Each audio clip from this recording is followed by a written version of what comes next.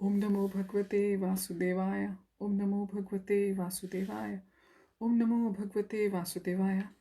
आप सबका आज के हमारे हिंदी श्रीमद् भगवद गीता यथारूप के रीडिंग में हार्दिक स्वागत है। हम श्लोक नंबर 34 चैप्टर नंबर 11 विराट रूप से, या जिसको हम इंग्लिश में यूनिवर्सल फॉर्म भी कहते हैं, उससे अपनी रीडिंग कंटिन्यू करेंगे। मुकम करोति वाचालम पंगुम लंघयते गिरिम यत् कृपा तमहम वंदे श्री गुरुम दीनतारिणम परमानंद माधवम श्री चैतन्य ईश्वरम। हरि ओम तत्सत। श्लोक नंबर 34 विराट रूप चैप्टर नंबर 11। द्रोणम च भीष्मम च जयद्रथम च कर्णम तथा न्यानापि योधवीरान मया हतांस्तवम जहिमा व्यतिष्ठा युद्धस्व जेतासी रणे सपत्नान।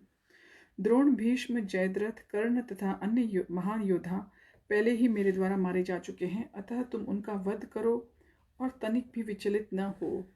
तुम केवल युद्ध करो, युद्ध में तुम अपने शत्रुओं को परास्त करोगे। तात्पर्य द्वारा श्रील प्रभुपाद की जय। प्रत्येक योजना भगवान द्वारा बनती है, किंतु वे अपने भक्तों पर इतने कृपालु रहते हैं कि जो भक्त उनकी इच्छानुसार उनकी योजना का पालन करते हैं, उन्हें ही वे उसका श्रेय देते हैं। अतः जीवन को इस प्रकार गतिशील होना चाहिए कि प्रत्येक व्यक्ति कृष्ण भावनामृत यानी कि कृष्ण कॉन्शियसनेस में कर्म करे और गुरु के माध्यम से भगवान को जाने। भगवान की योजनाएं उन्हीं की कृपा से समझी जाती हैं। जो भक्तों की योजनाएं उनकी ही योजनाएं हैं। मनुष्य को चाहिए कि ऐसी योजनाओं का अनुसरण करे और जीवन संघर्ष में विजयी बने। श्लोक नंबर 35। संजय उवाच एतत् श्रुत्वा वचनं केशवस्य कृताञ्जलिर्वे पमानः किरीटी नमस्कृत्वा भूय एवाह कृष्णं सगद्गदं भीतः प्रणम्य। संजय ने धृतराष्ट्र से कहा, हे राजा, भगवान के मुख से इन वचनों को सुनकर कांपते हुए अर्जुन ने हाथ जोड़कर उन्हें बारंबार नमस्कार किया।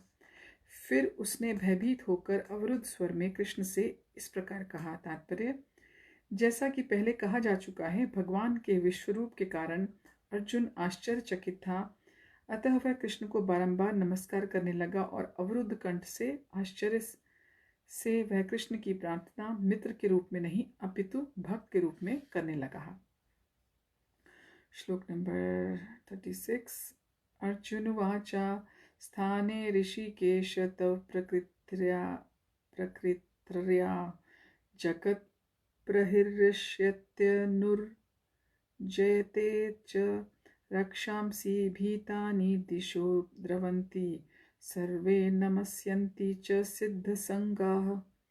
अर्जुन ने कहा, हे ऋषिकेश, आपके नाम के श्रवण से संसार हर्षित होता है और सभी लोग आपके प्रति अनुरक्त होते हैं। यद्यपि सिद्ध पुरुष आपको नमस्कार करते हैं, किंतु अनुसरण असुरगण भयभीत हैं और इधर उधर भाग रहे हैं। यह ठीक ही हुआ है। तात्पर्य, कृष्ण से कुरुक्षेत्र युद्ध के परिणाम को सुनकर अर्जुन प्रबुद्ध हो गया और भगवान के परम भक्त तथा मित्र के रूप में उनसे बोला कि कृष्ण जो कुछ करते हैं वह सब उचित है। अर्जुन ने पुष्टि की कि कृष्ण ही पालक हैं और भक्तों के आराध्य तथा अवांछित तत्वों के संहार करता है। उनके सारे कार्य सबों के लिए समान रूप से शुभ होते हैं। यहाँ पर अर्जुन यह समझ पाता है कि जब युद्ध निश्चित रूप से होना था तो अंतरिक्ष से अनेक देवता, सिद्ध और उच्चतर लोकों के बुद्धिमान प्राणी युद्ध को देख रहे थे, क्योंकि युद्ध में कृष्ण उपस्थित थे। जब अर्जुन ने भगवान का विश्वरूप देखा तो देवताओं को आनंद हुआ, किंतु अन्य लोग जो असुर तथा नास्तिक थे भगवान की प्रशंसा सुनकर सहन न कर सके। वे भगवान के विनाशकारी रूप से डरकर भाग गए।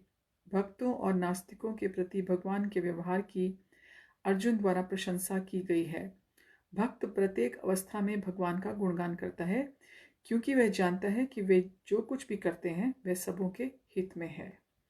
श्लोक नंबर 37। कस्माच्च तेन न मेर महात्मन् गरीयसे ब्रह्मणो अपयादि कर्त्रे अनंत देवेश जगन्निवास त्वमक्षरम सत्तत्परम यत्।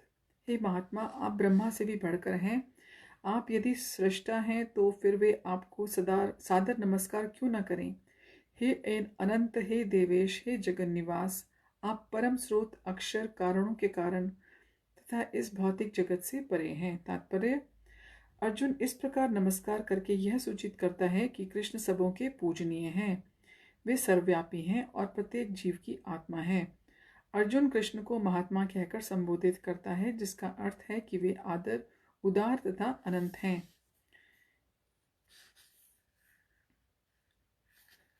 अनंत सूचित करता है कि ऐसा कुछ भी नहीं हो जो भगवान की शक्ति और प्रभाव से आच्छादित न हो।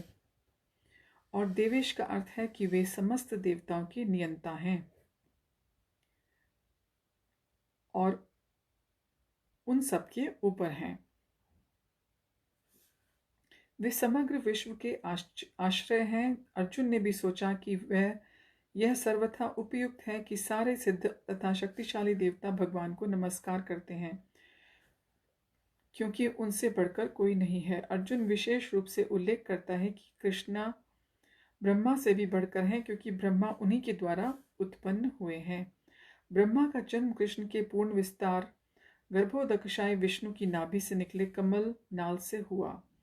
अतः ब्रह्मा तथा ब्रह्मा से उत्पन्न शिवा एवं अन्य सारे देवताओं को चाहिए कि उन्हें नमस्कार करें। श्रीमद् भागवत में कहा गया है कि शिव, ब्रह्मा तथा इन जैसे अन्य देवता भगवान का आदर करते हैं। अक्षरम शब्द अत्यंत महत्वपूर्ण है, क्योंकि यह जगत विनाशशील है किंतु भगवान इस जगत से परे हैं। वे समस्त कारणों के कारण हैं, अतएव वे इस भौतिक प्रकृति के तथा इस दृश्य जगत के समस्त बद्ध जीवों से श्रेष्ठ हैं, इसलिए वे परमेश्वर हैं।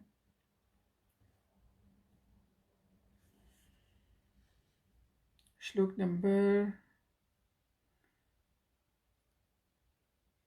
38 यानी कि 38। मैं क्षमा चाहूँगी आप सबसे कि मुझे इतनी फ्लुएंसी नहीं है। कुछ नंबर्स में तो कभी कभी मैं इंग्लिश में बोलने लग जाती हूँ। मेरी कोशिश रहेगी कि मैं धीरे धीरे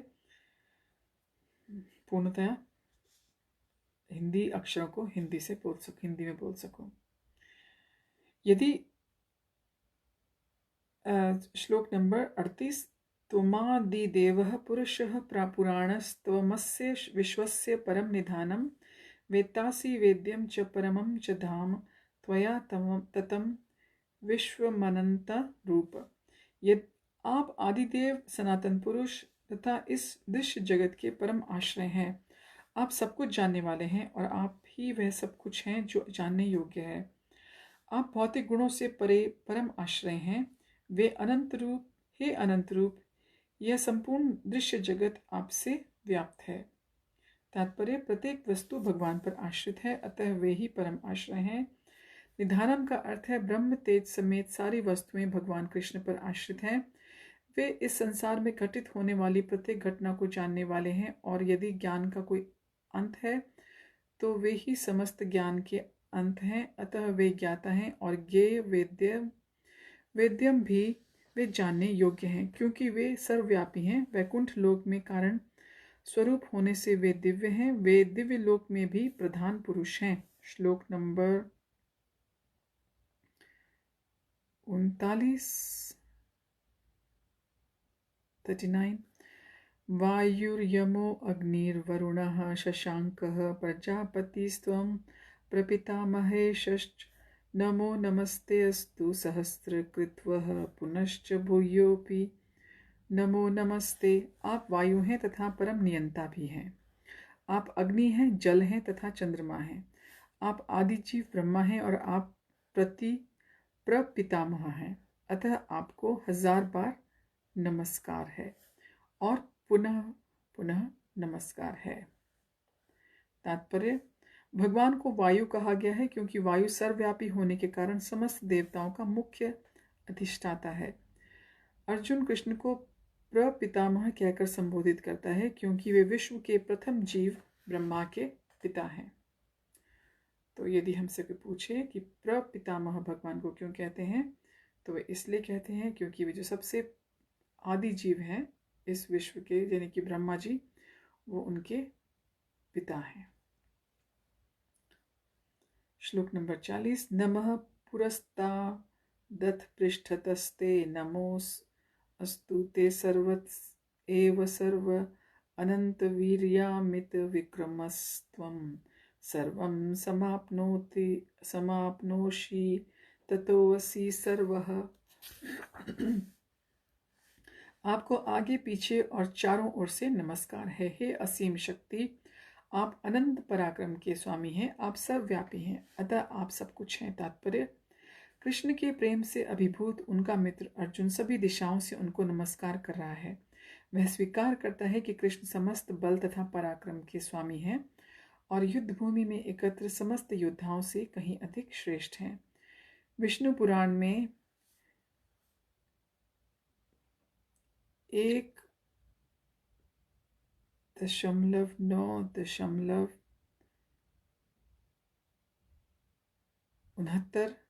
यानी कि 1.9.69 में कहा गया है, योयम तवागतो देव समीपम देवतागणः स त्वमेव जगत सृष्टा यतः सर्वगतो भवान। आपके समक्ष जो भी आता है, चाहे वह देवता ही क्यों न हो, हे भगवान, वह आपके द्वारा ही उत्पन्न है। सखेति मत्वा प्रसभम यदुक्तम, हे कृष्ण हे यादव हे सखेति अजानता महिमानं त्वत्तवेदम मया प्रमादात प्रणयेन वापि। ये था 41वां और 42वां है श्लोक। यच्चा वहा सार्थम सत्कृतो असि विहारस्य शय्यासन भोजनेषु एकोवत वाप्नच्युत तत्समक्षम तत्क्षामये तवामहम प्रमेयम। तो श्लोक नंबर 41 और 42 दोनों एक साथ थे। इनका अर्थ इस प्रकार है, आपको अपना मित्र मानते हुए मैंने हठ पूर्वक आपको हे कृष्ण हे यादव हे सखा जैसे संबोधनों से पुकारा है, क्योंकि मैं आपकी महिमा को नहीं जानता था। मैंने मूर्खतावश या प्रेमवश जो कुछ भी किया है, कृपया उसके लिए मुझे क्षमा कर दें। यही नहीं, मैंने कई बार आराम करते हुए, एक साथ लेटे हुए या साथ साथ खाते हुए या बैठे हुए, कभी अकेले तो कभी अनेक मित्रों के समक्ष आपका अनादर किया है। हे अच्युत, मेरे इन समस्त अपराधों को क्षमा करें। तात्पर्य: यद्यपि अर्जुन के समक्ष कृष्ण अपने विराट रूप में है, किंतु उसे कृष्ण के साथ अपना मैत्री भाव स्मरण है। इसीलिए वह मित्रता के कारण होने वाले अनेक अपराधों को क्षमा करने के लिए प्रार्थना कर रहा है। वह स्वीकार करता है कि पहले उसे ज्ञात न था कि कृष्ण ऐसा विराट रूप धारण कर सकते हैं। यद्यपि मित्र के रूप में कृष्ण ने उसे यह समझाया था, अर्जुन को यह भी पता नहीं था कि उसने कितनी बार हे मेरे मित्र, हे कृष्ण, हे यादव जैसे संबोधनों के द्वारा उनका अनादर किया है और उनकी महिमा स्वीकार नहीं की है। किंतु कृष्ण इतने कृपालु हैं कि इतने ऐश्वर्य मंडित होने पर भी अर्जुन से अपने मित्र की भूमिका निभाते रहे। ऐसा होता है भक्त तथा भगवान के बीच दिव्य प्रेम का आदान प्रदान। जीव और कृष्ण का संबंध शाश्वत रूप से स्थिर है, इसे भुलाया नहीं जा सकता। जैसा कि हम अर्जुन के आचरण में देखते हैं, यद्यपि अर्जुन विराट रूप का ऐश्वर्य देख चुका है, किंतु वह कृष्ण के साथ अपनी मैत्री नहीं भूल सकता। श्लोक नंबर 43 पितासि लोकस्य चराचरस्य त्वमस्य पूज्यश्च गुरुर्गरीयान् न त्वत्समो अस्त्य भयाधिकः कुतो अन्यो लोकत्रय अप्यप्रतिम प्रभाव। आप इस चर तथा अचर संपूर्ण दृश्य जगत के जनक हैं। आप परम पूज्य महान आध्यात्मिक गुरु हैं। न तो कोई आपके तुल्य है, न ही कोई आपके समान हो सकता है। हे अतुल शक्ति वाले प्रभु, भला तीनों लोकों में आपसे बढ़कर कोई कैसे हो सकता है। तात्पर्य, भगवान कृष्ण उसी प्रकार पूज्य हैं जिस प्रकार पुत्र द्वारा पिता पूज्य होता है। वे गुरु हैं क्योंकि सर्वप्रथम उन्हीं ने ब्रह्मा को वेदों का उपदेश दिया और इस समय वे अर्जुन को भी भगवद गीता का उपदेश दे रहे हैं। अतः वे आदि गुरु हैं और इस समय किसी भी प्रामाणिक गुरु को कृष्ण से प्रारंभ होने वाली गुरु परंपरा का वंशज होना चाहिए। कृष्ण का प्रतिनिधि हुए बिना कोई न तो शिक्षक और न आध्यात्मिक विषयों का गुरु हो सकता है। भगवान को सभी प्रकार से नमस्कार किया जा रहा है। उनकी महानता अपरिमेय है। कोई भी भगवान कृष्ण से बढ़कर नहीं, क्योंकि इस लोक में या वैकुंठ लोक में कृष्ण के समान या उनसे बड़ा कोई नहीं है। सभी लोग उनमें निम्न हैं, कोई उनको पार नहीं कर सकता। श्वेताश्वतर उपनिषद में 6.8 में कहा गया है, न तस्य कार्यं करणं च विद्यते न तत्समश्चाभ्यधिकश्च दृश्यते। भगवान कृष्ण के भी सामान्य व्यक्ति की तरह इंद्रियां और शरीर हैं, किंतु उनके लिए अपनी इंद्रियों, अपने शरीर और अपने मन और स्वयं में कोई अंतर नहीं रहता। जो लोग मूर्ख हैं वे कहते हैं कि कृष्ण अपने आत्मा, मन, हृदय और अन्य प्रत्येक वस्तुओं से भिन्न हैं। कृष्ण तो परम है, अतः उनके कार्य और शक्तियां भी सर्वश्रेष्ठ हैं। यह भी कहा जाता है कि यद्यपि हमारे समान उनकी इंद्रियां नहीं हैं, तो भी वे सारे इंद्रिय कार्य करते हैं। अतः उनकी इंद्रियां न तो सीमित हैं, न ही अपूर्ण हैं। न तो कोई उनसे बढ़कर है, न उनके कोई तुल्य है। सभी लोग उनसे घटकर हैं। परम पुरुष का ज्ञान, शक्ति तथा कर्म सभी कुछ दिव्य है। भगवद गीता में 4.9 में कहा गया है, जन्म कर्म च मे दिव्यमेवं यो वेत्ति तत्वतः त्यक्त्वा देहम पुनर्जन्म नयति मामेति सो अर्जुन। जो कोई कृष्ण के दिव्य शरीर, कर्म और पूर्णता को जान लेता है, वह इस शरीर को छोड़ने के बाद उनके धाम को जाता है और फिर इस दुखमय संसार में वापस नहीं आता। अतः मनुष्य को जान लेना चाहिए कि कृष्ण के कार्य अन्यों से भिन्न होते हैं। सर्वश्रेष्ठ मार्ग तो यह है कि कृष्ण के नियमों का पालन किया जाए, इससे मनुष्य सिद्ध बनेगा। यह भी कहा गया है कि कोई ऐसा नहीं जो कृष्ण का गुरु बन सके, सभी तो उनके दास हैं। चैतन्य चरितामृत आदि लीला 5.142 यानी कि आदि लीला 5.142 से इसकी पुष्टि होती है। एकले ईश्वर कृष्ण आर सभृत्य, केवल कृष्ण ईश्वर हैं, शेष सभी उनके दास हैं। प्रत्येक व्यक्ति उनके आदेश का पालन करता है, कोई ऐसा नहीं है जो उनके आदेश का उल्लंघन कर सके। प्रत्येक व्यक्ति उनकी अध्यक्षता में होने के कारण उनके निर्देश के अनुसार कार्य करता है, जैसा कि ब्रह्म संहिता में कहा गया है कि वे समस्त कारणों के कारण हैं। तो इस तात्पर्य में प्रभुपाद हमको बताते हैं क्लियरली कि भगवान के भी हम लोगों के समान सभी इंद्रियां हैं, सभी सेंस ऑर्गन्स हैं, लेकिन उनकी जो इंद्रियां हैं वो उनके शरीर और उनके मन और श्री कृष्ण में कोई अंतर नहीं है, सब सेम है। हम लोगों का तो सब कुछ अलग अलग है ना, शरीर अलग है, इंद्रियां अलग है, मन अलग है, और हम अलग हो जाते हैं। क्योंकि ऐसा क्यों नहीं है? क्योंकि भगवान परम है, तो वो अनंत है, वो हमारी तरह से लिमिटेड नहीं है, सीमित नहीं है, वो अनलिमिटेड है, वो असीमित है, और वो हमारी तरह से इनकम्प्लीट भी नहीं है, अपूर्ण भी नहीं है, और न भगवान से कोई बढ़कर है, न उनके कोई समान है।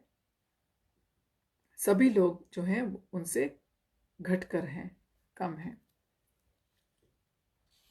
श्लोक नंबर 44 तस्मात् प्रणमय प्रणिधाय कायं प्रसादये त्वमाह मीशमीङ्ग्यं पितेव पुत्रस्य सखेव सख्यु प्रिय प्रिया यारहसी देव सोढ़ुम।